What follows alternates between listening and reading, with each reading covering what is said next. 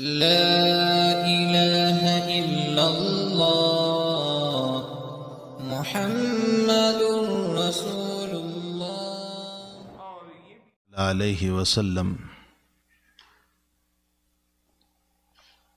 من شغلہ القرآن عن ذکری و مسئلتی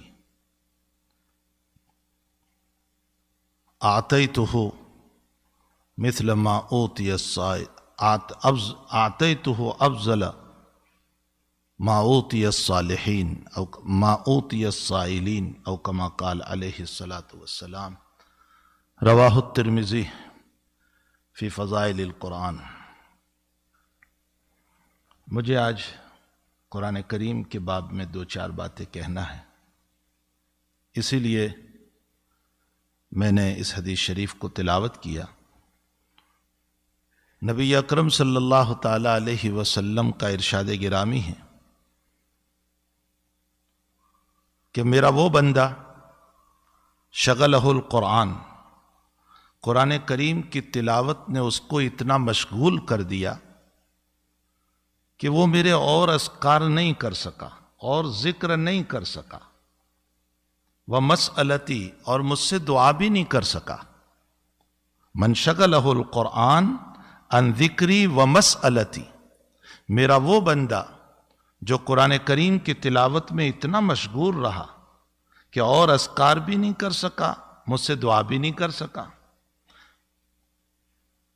فَآتَيْتُهُ أَفْضَلَ مَا أُوتِيَ السَّائِلِينَ، تو میں اپنے اس بندے کو مانگنے والوں سے زیادہ عطا کروں گا۔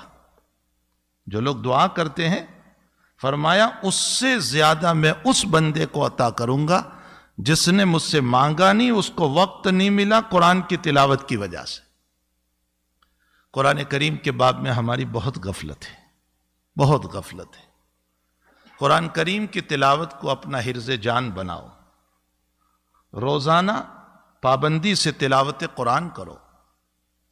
احادیث مبارکہ میں سورتوں کی، قرآن کی بہت فضیلتیں آئی ہیں، آیات کی بہت زیادہ فضیلتیں نبی اکرم صلی اللہ علیہ وسلم نے ذکر فرمائی۔ قرآن ایک نور ہے، جو اللہ کو دیکھنا چاہتا ہے وہ اس کے کلام کو دیکھے، اس کے ہر لفظ میں اللہ نظر آتا ہے، اس کے ہر آیت میں اللہ کی جھلک نظر آتی ہے۔ اسی لیے ایک شعر ہے فارسی کا، اگرچہ وہ شعر تو اہل دنیا نے اپنے اعتبار سے کہا ہے، لیکن یہ اللہ کے کلام پر فٹ ہوتا ہے۔ در سخن مخفی منم چوں بوئے گل در برگ گل، در سخن مخفی منم چوں بوئے گل در برگ گل، ہر کے دیدن میل دارد در سخن بیند مرا۔ در سخن میں اپنے کلام میں ایسا چھپا ہوا ہوں جیسے گلاب کے پھول کی پنکڑیوں میں اس کی خوشبو چھپی ہوئی ہے۔ در سخن مخفی منم چوں بوئے گل در برگ گل، ہر کے دیدن میل دارد۔ اللہ کہہ رہا ہے جو مجھ کو دیکھنا چاہتا ہے وہ میرے کلام کو دیکھے، میرے قرآن کو پڑھے، اس میں نور ہے۔ پھر جناب رسول اللہ صلی اللہ علیہ وسلم نے سورتوں کی، آیات کی بہت فضیلتیں بیان فرمائی۔ میری اور آپ کی مثال تو یہ ہے کہ ہم کشتی میں سوار ہو، اسٹیمر میں سوار ہو، وہ ڈوب رہی ہے اور ٹائر پڑا ہوا ہے، میرے بچنے کے راستے موجود ہیں، پھر بھی میں چلا رہا ہوں۔ یا مکان میں فائر ہو گیا، آگ لگ گئی، بچنے کے سارے راستے موجود ہیں، وہ نہیں اپنا رہا ہوں اور میں صرف چلانے کا کام کر رہا ہوں، آگ لگ گئی، آگ لگ گئی، فائر ہو گیا، کوئی بچاؤ، کوئی بچاؤ۔ قرآن کریم کے اندر اللہ نے ہماری مصیبتوں کے حل اتنے بتائے ہیں، لیکن رات اور دن ہم صرف چلانے کا کام کر رہے ہیں۔ ہم پر حالات ہیں، ہم پر حالات ہیں، ہم پر حالات ہیں، مصائب ہیں، پریشانیاں ہیں، بیماریاں ہیں، ضعف ہیں، لیکن کوئی اس قرآن کی طرف متوجہ نہیں ہو رہا ہے۔ امام بیہقی رحمت اللہ علیہ نے اور امام احمد ابن حنبل رحمت اللہ علیہ نے اپنی مسند میں روایت نقل فرمائی लिकुल्ल शैइन कल्बुन व कल्बुल कुरान यासीन। अल्लाह अकबर। अल्लाह का नबी क्या कह रहा है? हर चीज का एक दिल होता है, एक हार्ट होता है। फरमाया कुरान का दिल और कुरान का हार्ट वो यासीन शरीफ है। यासीन कुरान का दिल है। हजरतुल इमाम ग़ज़ाली रहमतुल्लाह अलैह ने लिखा है कि पूरे कुरान में 3 मज़ामीन है। पूरे कुरान का अगर मुताला किया जाए, गौर किया जाए, पढ़ा जाए तो 3 मज़ामीन है। पहला मज़मून अल्लाह की तौहीद, अल्लाह की वहदानियत, जगह जगह अल्लाह अपनी वहदानियत। दूसरा मज़मून रसूलुल्लाह सल्लल्लाहु अलैहि वसल्लम की रिसालत, आपकी रिसालत का कायल होना, मानना। और तीसरा मज़मून आखिरत, आखिरत पर ईमान, यकीन कि दोबारा जिंदा होना है। इन तीनों तौफीक में, इन तीनों मज़मून में सबसे अहम मज़मून आखिरत है। दोबारा जिंदा होना यह मज़मून बहुत अहम है। क्यों अहम है? जो आखिरत में दोबारा जिंदा होने का कायल होगा वही अल्लाह पर ईमान लाएगा, वही रसूलुल्लाह पर ईमान लाएगा। और जिसका अकीदा यह हो अइदा मितना वकुन्ना तुराबा, हम मिट्टी हो जाएंगे, खत्म हो जाएंगे, दोबारा जिंदा होना नहीं है, फना हो जाना है, ऐ सयासी यहीं कर लो, वो ना अल्लाह पर ईमान न रसूल पर ईमान। तो इन तीनों मज़मूनों में तौहीद रब्बानी, रसूलुल्लाह सल्लल्लाहु अलैहि वसल्लम पर ईमान और दोबारा जिंदा होने पर ईमान, इन तीनों में सबसे अहम आखिरत का ईमान है। और यासीन शरीफ में सबसे ज्यादा बयान जो दिया गया है वो आखिरत पर ईमान पर जोर दिया गया है। और चूंकि ये अहम तौफीक इसके अंदर बयान किया गया तो हमारा दिल पूरे बदन में अहम है। इसी तरह यासीन को भी कल्बे कुरान कहा गया। ये इमाम ग़ज़ाली रहमतुल्लाह अलैह ने इस हदीस शरीफ की शरह करते हुए लिखा है कि इसको दिल क्यों कहा गया। रिवायतों में आता है जो इंसान सुबह में 1 मरतबा यासीन पढ़ेगा अल्लाह उसके लिए फुतूहात का दरवाजा खोलेगा, जरूरतों के दरवाजे खुल जाएंगे, फुतूहात के दरवाजे खुलेंगे। और जो रात में यासीन शरीफ पढ़ेगा मसाइब से अल्लाह हिफाजत करेगा, दुश्मनों पर गलबा अता करेगा, परेशानियों को दूर करेगा, बीमारियों से नजात अता करेगा। यह मैं मेरी नहीं सुना रहा हूं, यह कलाम है रसूलुल्लाह सल्लल्लाहु अलैहि वसल्लम का। बाज़ रिवायतों में है कि 1 यासीन पर 2 कुरान का सवाब मिलता है। बाज़ रिवायतों में है कि 1 मरतबा यासीन पढ़ने पर 10 कुरान का सवाब मिलता है। क्या अताएं हैं अल्लाह की। कितनी देर लगती है यासीन शरीफ पढ़ने? 1 यासीन शरीफ पढ़ने पर 10 कुरान का सवाब। और बाज़ रिवायतों में है कि 1 यासीन शरीफ पढ़ने पर 25 कुरान का सवाब मिलता है। अल्लाह अकबर। अल्लाह की अता तो देखो कि वो 25 कुरान का सवाब अता फरमाता। तफसीर ज़ाहिदी में एक रिवायत लिखी है दैलमी के हवाले से, फरमाया कि एक इंसान की मौत का वक्त जब आता है और फरिश्ता उसकी रूह कब्ज करने के लिए जब आता है और वहां या तो मरने वाला खुद यासीन पढ़ रहा है या कोई वहां बैठा हुआ यासीन पढ़ रहा है, तो मलकुल मौत वापस अल्लाह के पास जाता है और यह कहता है कि अल्लाह वहां यासीन की तिलावत हो रही है, तो यासीन के जितने फरिश्ते तूने पैदा किए हैं वो सारे फरिश्ते उस मरने वाले के पास मौजूद हैं, मैं उसकी रूह कैसे कब्ज करूं? उसकी रूह को मैं कैसे कब्ज करूं? वहां तो सारे फरिश्ते मौजूद हैं। तो हदीस शरीफ में जनाब रसूलुल्लाह सल्लल्लाहु अलैहि वसल्लम ने फरमाया कि अल्लाह जन्नत का दारोगा, जो जन्नत के अंदर अल्लाह ताला ने बनाया है सिक्योरिटी गार्ड, उसका नाम रिजवान है। ये रिजवान को अल्लाह भेजता है उस मरने वाले के पास और उसको जन्नत के नज़ाइर बताता है कि ये तेरे लिए तैयार है, ये बाग है, ये मकान है, ये चीजें अल्लाह ने तैयार कर रखी। और आखिर में वो जुमला कहता है अल्लाह तेरा मुंतजिर है, चल जल्दी तू।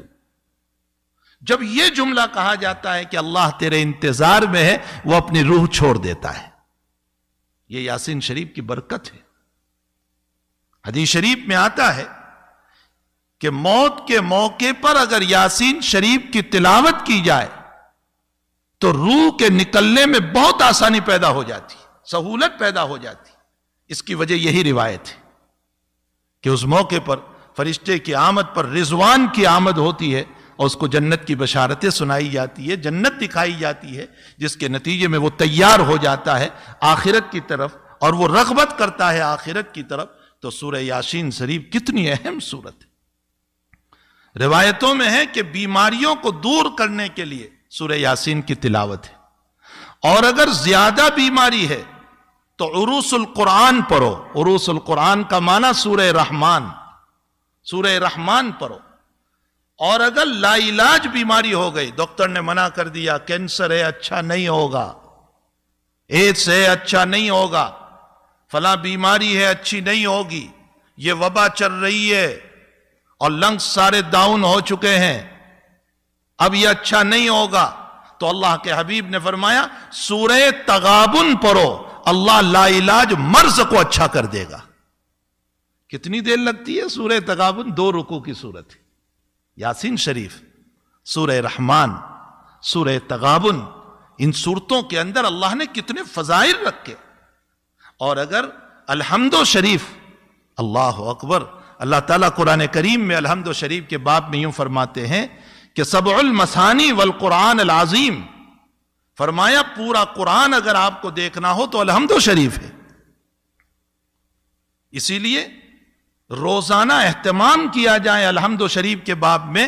مجدد الفسانی رحمت اللہ علیہ فرماتے ہیں کہ جیسے تیل ہوتا ہے، پیٹرول اور ڈیزل، یوں ڈالو اور بھڑک اٹھتا ہے، فرمایا سورہ فاتحہ وہ ایندھن ہے کہ یوں پڑھو گے اور اللہ تمہیں شفا دے دے گا، بشرطے کہ سچے دل سے پڑھو، یقین ہو اللہ تعالیٰ پر۔ نبی علیہ الصلوۃ والسلام کا معمول گرامی تھا کہ ہر نماز کے بعد، چاہے اس کے بعد سنتیں ہو یا سنتیں نہ ہو، سنتیں ہیں تو سنتوں کے بعد، اور سنت نہیں ہے تو فرض کے بعد، حضرت کا معمول تھا آیت الکرسی پڑھتے تھے 1 مرتبہ، تو آیت الکرسی پڑھی جائے۔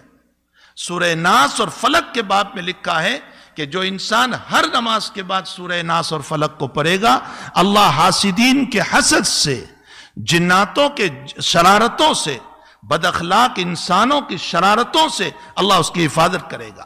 یہ نہیں کہ شرارت دور ہوگی، شرارت تو ہوتی رہتی ہے، لیکن اللہ شرارتوں کی شرارتوں سے حفاظت کرے گا، اس کو یہ فیک نہیں ہونے دے گا۔ ایک حدیث شریف میں حضور پاک صلی اللہ علیہ وسلم نے فرمایا اگر تمہاری دنیا کے باب میں مسئلہ یہ ہو گیا کہ آمدنی کم ہو گئی، حالات ٹھیک نہیں ہے، ضرورتیں پوری نہیں ہو رہی ہے، آج سارے لوگ کہہ رہے ہیں نا ضرورتیں پوری نہیں ہو رہی ہے، آمدنی کم ہو گئی ہے، دکان ٹھیک نہیں چل رہی ہے، جاب نہیں مل رہا ہے، پریشانیوں میں مبتلا ہو گئے، اللہ کے نبی فرماتے روزانہ سورۃ الواقعہ کی تلاوت کرو۔ اس سورہ واقعہ کی برکت سے، اور میں مسجد میں بیٹھ کر قسم کھا کر کہتا ہوں ہفتہ نہیں گزرے گا اللہ راستہ کھول دے گا۔ سورہ واقعہ کی تلاوت کرو، اللہ راستوں کو کھولے گا۔ جگہ جگہ جگہ جگہ ہمارے پاس علاج موجود ہے اور ہم صرف چلا رہے ہیں کہ یہ ہو گیا، وہ ہو گیا، فلاں ہو گیا، بیماریاں ہیں، مصائب ہے، حالات ہیں، جبکہ اللہ تعالیٰ نے اس آگ کو بجھانے کی اور ان بیماریوں کو رفع کرنے کے لیے ہمیں قرآن کریم دیا ہے۔ ہمیں چاہیے کہ اس عظیم المرتبت قرآن کی روزانہ تلاوت کریں، کم سے کم 1 مرتبہ یاسین شریف روزانہ پڑھنا چاہیے، کم سے کم۔ اور سورہ کہف کے باب میں ہے، حضور پاک صلی اللہ علیہ وسلم نے فرمایا جو انسان سورہ کہف کی تلاوت کرے گا اللہ دجالی فتنوں سے محفوظ رکھے گا اس کو۔ اگر دجال آ گیا تو دجالی فتنوں سے محفوظ رکھے گا۔ چلو آپ کہو گے ہمارے وقت میں دجال کہاں، ارے وہ بڑا دجال نہیں، چھوٹے دجال تو ہیں دنیا میں بہت سارے، جو فتین لوگ ہیں، فتنہ کرتے رہتے ہیں، لوگوں کو جو ہیں پریشان کرتے رہتے ہیں، حالات میں ڈالتے رہتے ہیں۔ یہ چھوٹے دجال کا معنی کیا ہے؟ فریب دینا، دھوکہ دینا۔ یہ لوگ آج تو موجود ہیں۔ اور ایک اصول یاد رکھو، میں نے ابھی سبق میں بھی وہ اصول بیان کیا، مخالفین کی اصلاح ہو سکتی ہے، ضدیوں کی اصلاح کبھی نہیں ہو سکتی۔ یہ بات سمجھنا، پھر یہ مسئلہ حضرت مولانا سے بعد میں آ کر سمجھ لینا تفصیل اس کی۔ مخالفین کی اصلاح ہو سکتی ہے، ضدی کی اصلاح کبھی نہیں ہو سکتی۔ قرآن کریم میں اللہ نے جو فرمایا نا، ادعو الی سبیل ربک بالحکمت والموعظۃ الحسنہ وجادلہم باللتی ہی احسن، تو احسان کے ذریعے سے، اچھے طریق کے ذریعے سے، اچھے اخلاق کے ذریعے سے آپ مخالف کی اصلاح، جو آپ کا مخالف ہے آپ اس کی اصلاح کر سکتے ہیں احسان کے ذریعے سے، اچھے اخلاق سے۔ لیکن جس کی طبیعت میں ضد ہے، آپ ہزاروں احسان کرو، وہ آپ کا بننے والا نہیں ہے۔ حضرت عمر مخالف تھے، ضدی نہیں تھے، تو نبی علیہ السلام نے ان کے لیے دعا کی، اے اللہ عمر کو اسلام عطا فرما، اللہ نے دے دیا۔ خالد بن ولید مخالف تھے، ضدی نہیں تھے، اللہ نے ایمان دے دیا۔ عمرو بن العاص ضدی نہیں تھے، مخالف تھے، اللہ نے ایمان دے دیا۔ اور ابو جہل، ابو لہب، عتبہ، شیبہ، ولید، یہ ضدی تھے، جو یوں کہتے تھے محمد سچا ہے پھر بھی نہیں مانیں گی، یہ ضد تھی۔ اور ضدی لوگوں کی اصلاح کبھی نہیں ہو سکتی، آپ کتنی ہی ان کے پیچھے محنت کر لو، قرآن کی آیت جھوٹی نہیں ہے۔ تو خیر، میں یہ کہہ رہا تھا کہ حقیقت یہ ہے کہ بھائیوں، قرآن سورہ کہف جو ہے یہ دجالی فتنوں سے حفاظت کا ذریعہ ہے، تو ہمیں روزانہ تلاوت کرنا چاہیے۔ یہی وجہ ہے کہ ہمارے بعض اکابر کے معمولات جو ہیں وہ بہت عجیب و غریب رہے۔ امام ابو یوسف رحمۃ اللہ علیہ بسم اللہ کے عامل تھے۔ بسم اللہ کے عامل ہونے کا مطلب یہ ہے کہ روزانہ 12,000 مرتبہ بسم اللہ پڑھتے تھے، یہ بسم اللہ کے عامل تھے۔ مجدد الفسانی رحمۃ اللہ علیہ سورہ اخلاص کے عامل تھے، آپ کے حالات میں لکھا ہے روزانہ 1,000 مرتبہ سورہ اخلاص پڑھتے تھے، قل هو اللہ احد۔ قطب الدین بختیار کاکی رحمۃ اللہ علیہ، بابا فرید الدین گن شکر رحمۃ اللہ علیہ، نظام الملت والدین حضرت نظام الاولیاء رحمۃ اللہ علیہ آیت الکرسی کے عامل تھے۔ ان کے باب میں لکھا ہے روزانہ 4,000 مرتبہ آیت الکرسی پڑھتے تھے۔ اور یہی وجہ ہے کہ ان کے حالات میں لکھا ہے کہ جب یہ عامل تھے ان چیزوں کے، تو ابو یوسف بسم اللہ پڑھ کر دم کرتے تھے تو اللہ شفا دے دیتا تھا، کوئی اخلاص پڑھ کے دم کرتا تھا اللہ شفا دے دیتا تھا۔ تو یہ نہیں ہے کہ وہی عامل بن سکتے، میں اور آپ نہیں بن سکتے، ہم بھی بن سکتے، ہم بھی قرآن کریم کی تلاوت کا معمول بنائے۔ اس لیے میں نے ترمذی شریف کی روایت پڑھی، نبی اکرم صلی اللہ علیہ وسلم فرماتے من شغلہ القرآن، جو تلاوت قرآن میں مشغول رہا، اور ان ذکری و مسئلتی، اور میرا ذکر نہیں کر سکا، مجھ سے دعا نہیں کر سکا، فآتیتہ افضل ما اوتی السائلین، تو میں مانگنے والوں کو جتنا دیتا ہوں اس سے زیادہ تلاوت قرآن والے کو عطا کروں گا۔ اللہ ہم سب کو قرآن کریم کی تلاوت کا شوق عطا فرمائے۔ سن کر کے سن مت ہو جاؤ، کچھ کرنے والے بنو، کچھ پڑھو قرآن کو۔